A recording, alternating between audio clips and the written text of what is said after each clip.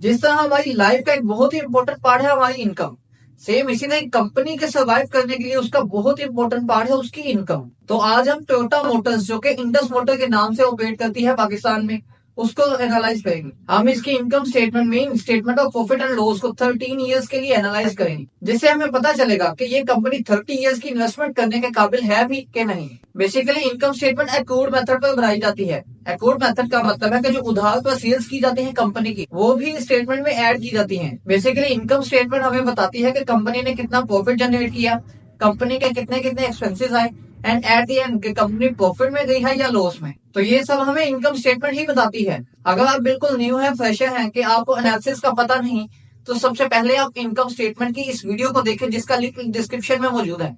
उस वीडियो को देखें कि इनकम स्टेटमेंट होती क्या है, ये किस मेथड पर बनाई जाती है, उसमें क्या क्या चीजें, क्या क्या स्टेप्स मेंशन किए जाते हैं। देन आपको ये एनालिसिस भी बहुत अच्छे से समझ आ जाएंगे। अगर आप एनालिसिस में वीक है या एनालिसिस करना नहीं चाहते, तो इस वीडियो में आप कमेंट करें उस कंपनी का नाम लिखकर। देन आपको उस कंपनी के 14 to 15 इयर्स के एनालिसिस मिल जाएंगे। तो चलिए इंडस मोटर की 13 इयर्स की इनकम स्टेटमेंट के एनालिसिस को स्टार्ट करते हैं।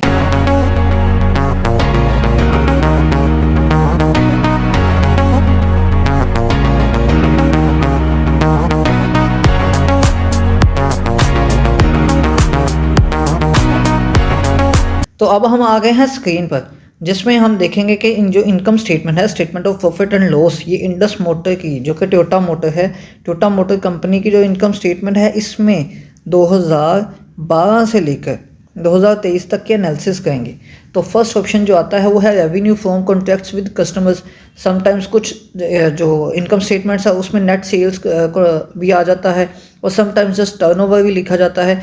जो जो डिफरेंट स्टेटमेंट्स में, इनकम स्टेटमेंट्स में जो हेडिंग, जो पॉइंट मेंशन किया जाता है, वो मैंने तीनों ही लिखनी है कि ये आपको डिफरेंट, किसी हो सकता है कि किसी इनकम स्टेटमेंट में आपको टर्नओवर जस्ट लिखा मिले या जस्ट नेट सेल्स लिखी मिले, ये बाकी लिखा हुआ जो revenue from contracts with customers ये ना लिखा हुआ हो।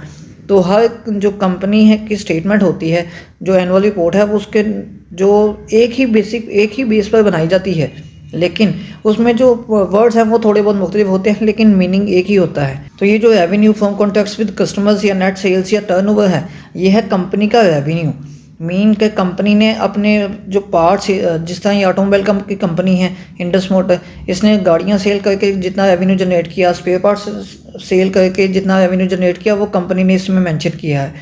तो 2012 से जो कंपनी का रेवेन्यू है वो इंक्रीज़ हुआ, और इंक्रीज़ होता जो कि 76 मिलियन था, और 2023 में ये 177 मिलियन तक आया। 2023 में चूँकि कंपनी के जो प्लांट हैं वो काफ़ी देर के लिए बंद रहे, चूँकि पाकिस्तान में बहुत ज़्यादा इन्फ्लेशन रेट हो गया था।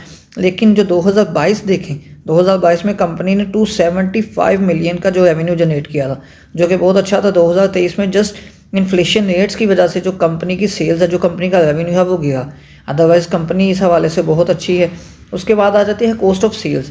ये कॉस्ट ऑफ सेल्स मीन कि अब ये जो रेवेन्यू है उसके बाद जो सारे हैं वो एक्सपेंसेस आते हैं।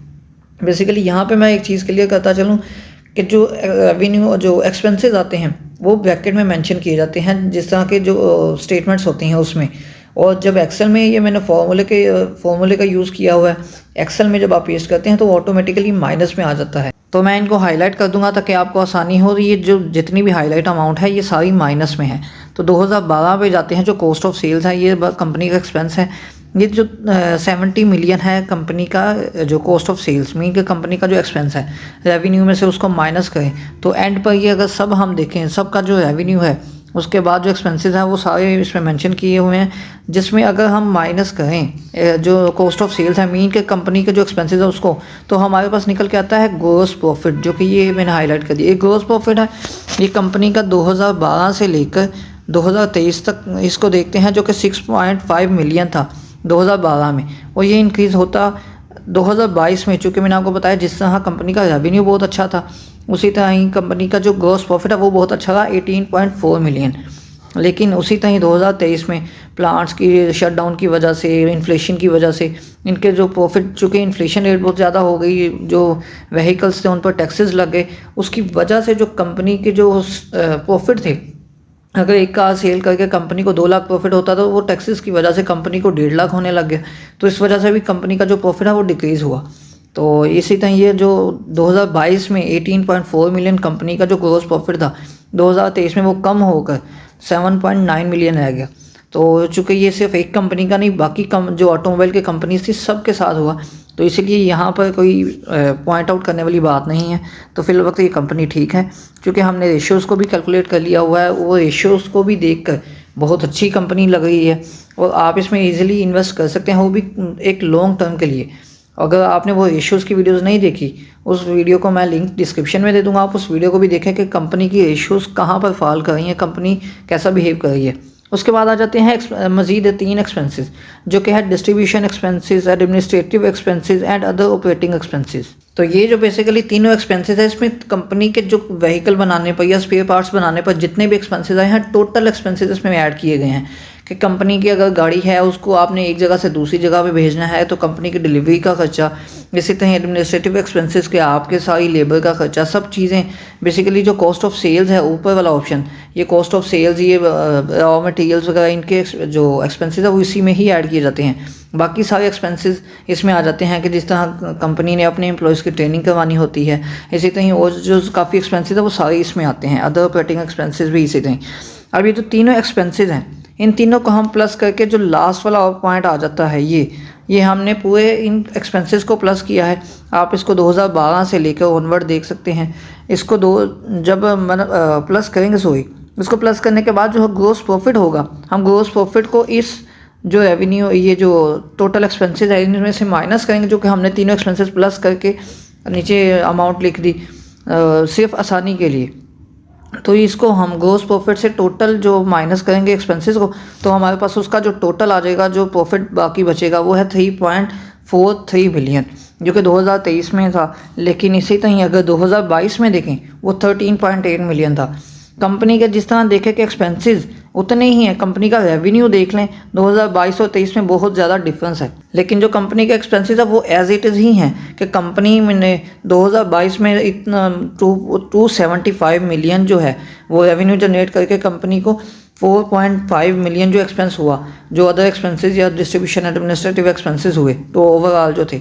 लेकिन उसी तरह ही ऑन द अदर हैंड 2023 में कंपनी ने रेवेन्यू भी बहुत कम जनरेट किया, जो कि तकरीबन 30% कम जनरेट किया कंपनी ने, और जो कंपनी का एक्सपेंस भी उसी तरह कम होना चाहिए था। लेकिन चूँकि मैंने आपको बताया कि इन्फ्लेशन रेट, बाकी इसी तरह ही एक्सपेंसेस और टैक्सेस वगैरह जिस तरह लगे, तो उसका जो रेवेन्यू, जो एक्सपेंसेस हैं वो वैसे ही 2022 की निस्बत इंक्रीज़ हो गए, जो कि ये एक्सपेंसेस कम होने चाहिए थे एज़ कम्पेयर टू 2022 के। 2022 में तो रेवेन्यू भी बहुत ज़्यादा जनरेट हुआ था, लेकिन 2023 में रेवेन्यू कम होने की वजह से कम तो हुआ, लेकिन जो उसके एक्सपेंसेस है वो कम नहीं हुए। तो टोटल प्रॉफिट जो आ गया कंपनी का, वो 3.43 मिलियन आ गया 2023 में। उसके बाद आ जाता है option workers profit participation fund and workers welfare fund. Mean कि कंपनी ने अपने एम्प्लॉयज़ को कोई पर्सनल लोन दे दिया या हाउसिंग लोन, किसी भी तरह के जो एम्प्लॉयज़ के मतलब एम्प्लॉयज़ को हेल्प आउट किया जाता है, वो फंड्स वगैरह में ये वर्कर्स वेलफेयर फंड में ऐड किए जाते हैं। तो चूँकि ये भी कंपनी से आउट होता है पैसा, कि कंपनी से बाहर जाता है, तो ये भी आउटफ्लो है कंपनी का, मीन ये भी माइनस होगा। तो कंपनी ने 2012 में तो कोई 2012 से लेकर 2015 तक कोई वेलफेयर फंड नहीं किया, उसके बाद कंपनी ने स्टार्ट किया था। और उसके बाद आ जाता है net profit from operations, mean कि ऑपरेशन से ओवरऑल जितना प्रॉफिट कंपनी का बना है, जो प्रॉफिट हमारे पास 3.43 मिलियन था, उसमें से 0.6 मिलियन मीन के 6,80,000 माइनस कर देंगे। उसके बाद हमारे पास जो net profit from operations to overall बनेगा वो है 2.758 मिलियन। और उसी तरह अगर 2022 को देखें तो वो भी बहुत ज़्यादा जो प्रॉफिट है वो कंपनी का ज़्यादा था एज़ कम्पेयर टू 2023। तो 2012 से ही देखें अगर कंपनी का हम जो कि नेट प्रॉफिट फ्रॉम ऑपरेशंस था कि कंपनी ने अपने ऑपरेशन से, अपने जो काम है उससे कितना प्रॉफिट जनरेट किया, तो 4.5 बेसिकली 2012 में कंपनी का प्रॉफिट था। तो ये इंक्रीज़ होकर 2022 में बहुत ज़्यादा हो गया, लेकिन 2023 में ये 10 साल की निचली सतह से भी नीचे चला गया। तो ये एक बहुत ख़तरे की बात है कि कंपनी को बहुत ज़्यादा लॉस हुआ, लेकिन सिर्फ इस कंपनी नहीं बल्कि पूरी ऑटोमोबाइल इंडस्ट्री ही से हिट हुई थी। उसके बाद आ जाती है अदर इनकम। अभी अदर इनकम बेसिकली ये होती है कि कंपनी ने कहीं इन्वेस्टमेंट की हो, या कंपनी ने कहीं गवर्नमेंट बॉन्ड्स बाय किए हो, या कोई सुको किया, मतलब कंपनीज़ में खुद इन्वेस्ट किया हो, कि हो सकता है जिस तरह होता है कि कंपनी ने खुद ही शेयर मार्केट में इन्वेस्ट करती है अपने प्रॉफिट को लेकर, तो ये वो इनकम ऐड की जाती है। तो ये बेसिकली इनकम कंपनी की इंक्रीज़ हुई है, जो कि अदर इनकम है। 2012 में जो कंपनी की अदर इनकम थी वो थी 1.77 मिलियन, लेकिन 2012 से 1.7 मिलियन से इंक्रीज़ होकर 2023 में 14.1 मिलियन हो गई। तो कंपनी यहाँ पर थोड़ा सा बहुत अच्छा, मतलब बहुत अच्छा ही कंपनी ने परफॉर्म किया कि कंपनी ने बाहर ज़्यादा जो है इन्वेस्टमेंट की, जिससे कंपनी को प्रॉफिट हुआ, कंपनी का प्रॉफिट इंक्रीज़ हुआ। कि कंपनी यहाँ से नीचे तो बिल्कुल भी नहीं जा सकती। तो कंपनी की ये जो अदर इनकम है उसको हम प्लस करेंगे, चूँकि ये कंपनी के अंदर पैसा आया है तो ये कंपनी का इनफ्लो है, इसको हम जो कंपनी का नेट प्रॉफिट फ्रॉम ऑपरेशंस है उससे प्लस कर देंगे। तो कंपनी का जो ओवरऑल प्रॉफिट बनेगा वो है 16.9 मिलियन, जो कि 2022 में कंपनी का 25.5 मिलियन था। तो अदर इनकम की वजह से कंपनी का प्रॉफिट जो है वो बहुत ज़्यादा इंक्रीज़ हो गया।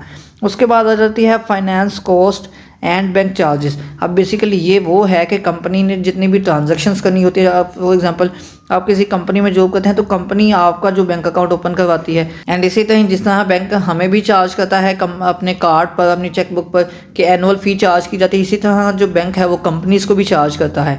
तो कंपनीज़ की तरफ से भी जो बैंक अकाउंट ओपन हुए होते हैं कंपनीज़ की, मतलब वो कंपनी को चार्ज किया जाता है। तो ये कंपनी का आउटफ्लो है कि कंपनी ने बैंक्स को अब चार्जेस पे किए हैं, जो कि 1,40,000 थे। उस जो हमारा जो टोटल मतलब अदर इनकम के बाद जो हमारी अमाउंट बनी जो प्रॉफिट की वो थी 16.9 मिलियन। तो 16.9 मिलियन से हम 1,40,000 माइनस करेंगे तो हमारे पास तकरीबन 16.79 मिलियन आ जाएगा, जिसको हम प्रॉफिट बिफोर टैक्सेशन कहेंगे। मतलब कि जो टैक्सेस से हट के कंपनी का, मतलब अभी टैक्सेस पे नहीं किए, ये जो प्रॉफिट बिफोर टैक्सेशन है इसको बेसिकली ईबिट भी कहते हैं, EBIT मीन के earning before interest and tax. तो ये 2022 से कंपनी का जो 2012 से जो कंपनी का प्रॉफिट था वो 6.3 मिलियन था, उससे इंक्रीज़ होता होता कंपनी का 16.7 मिलियन कंपनी का रहा 2023 में। अगर 2000 इसी तरह 22 में देखें कि कंपनी का अगर 2023 में हालात अच्छे होते तो कंपनी का 2022 से भी ज़्यादा जो प्रॉफिट होना था, प्रॉफिट बिफोर टैक्सेशन जो था, वो कंपनी का 2022 में 25.4 मिलियन था, वो डिक्रीज़ हो गया और सिर्फ कुछ जो इश्यूज़ हैं उसकी वजह से। उसके बाद आ जाती है टैक्सेशन, मीन कि ये भी कम पैसा कंपनी से बाहर गया है। तो चूँकि हर दफ़ा कंपनी ने अपने जो टैक्सेस हैं वो पे करने हैं, इसीलिए कंपनी ने हर साल टैक्सेस पे करके उसके बाद जो प्रॉफिट कंपनी के पास बचा वो है प्रॉफिट आफ्टर टैक्सेशन। तो बेसिकली जो प्रॉफिट आफ्टर टैक्सेशन है ये नेट प्रॉफिट भी कहलाता है कंपनी का। तो ये नेट प्रॉफिट 2012 से लेकर जो 2012 में 4.3 मिलियन था 2023 तक 9.6 मिलियन रहा। तो ये इनकम स्टेटमेंट को एनालाइज करने जो लास्ट पॉइंट है वो यही है, जो कि प्रॉफिट आफ्टर टैक्सेशन है, जो कि है नेट प्रॉफिट। तो बेसिकली कंपनी हर साल ही प्रॉफिट में गई है, लेकिन उतार चढ़ाव के साथ चूँकि 2019 और 20 में कोरोना वायरस आ गया, लॉकडाउन की वजह से जो प्लांट्स हैं वो भी शट डाउन हो गए और जो सेल्स हैं वो भी व्हीकल्स की बहुत ज़्यादा डिक्रीज़ हो गई। उसकी वजह से कंपनी का ये जो 2020 की सेल्स थी, नो डाउट कि उसमें प्रॉफिट में जो नेट प्रॉफिट है कंपनी का वो डिक्रीज़ हुआ। लेकिन इसी तरह जब कंडीशन अच्छी होती है तो कंपनी बहुत अच्छा बिहेव करती है, जिस तरह के 2022 में 15.8 मिलियन कंपनी ने प्रॉफिट जो है जनरेट किया, जो कि कंपनी का नेट प्रॉफिट था। उसके बाद ये एक दूसरा ऑप्शन भी मैंने दिया है, ये इसलिए दिया कि हर कंपनी की जो इनकम स्टेटमेंट है उसके नीचे दिया होता है। तो मैंने चूँकि रेशियोज़ में ऑलरेडी ही इसको कवर कर लिया था। तो ये अर्निंग पर शेयर मीन कि कंपनी ने एक शेयर पर कितना पैसा जनरेट किया है वो कंपनी का 2012 से लेकर 2023 तक का आपके सामने है। तो ये है कंपनी की इनकम स्टेटमेंट का analysis. And next video cash flow statement और बैलेंस शीट पर अपलोड हो जाएगी, जिससे आपको क्लियर हो जाएगा कि आपको इस कंपनी में जो टोयोटा मोटर है इसमें इन्वेस्ट करना चाहिए कि नहीं, इसमें इन्वेस्ट करके हम लॉन्ग टर्म कितने प्रॉफिट जनरेट कर सकते हैं, ये एक अच्छी कंपनी है भी कि नहीं, कि हमें फ्यूचर में एक बिग प्रॉफिट मीन कि एक ह्यूज प्रॉफिट दे भी सकती है कि नहीं।